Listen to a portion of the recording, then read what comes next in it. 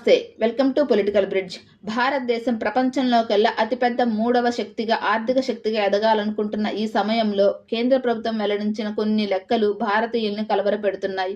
దాదాపుగా 10 సంవత్సరాల కాలంలోనే మొత్తం 20 లక్షల మంది భారతీయులు తమ పౌరసత్వాన్ని రద్దు చేసుకున్నారు. వీళ్ళందరూ విదేశాలలో సెటిల్ అవ్వడానికి ఇక్కడ ఇండియన్ పాస్పోర్ట్స్ని క్యాన్సిల్ చేసుకున్నారు.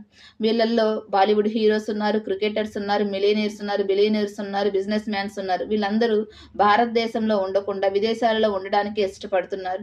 కొంతమంది అయితే బెటర్ ఇన్ఫ్రాస్ట్రక్చర్ ఉంటుందని, లేదంటే లైఫ్ స్టైల్ బెటర్ చేసుకోవడానికి, హాస్పిటాలిటీ లేదంటే ఉద్యోగాల కోసం వీళ్ళందరూ భారతదేశంలో ఉండకుండా విదేశాలలో ఉండడానికే ఇష్టపడుతున్నారు.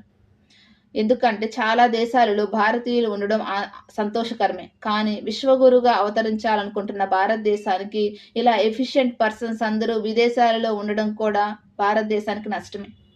మీరేమంటారు? కామెంట్ చేయండి. వీడియో నచ్చితే లైక్ చేయండి, షేర్ చేయండి, సబ్స్క్రైబ్ చేయండి. Thank you.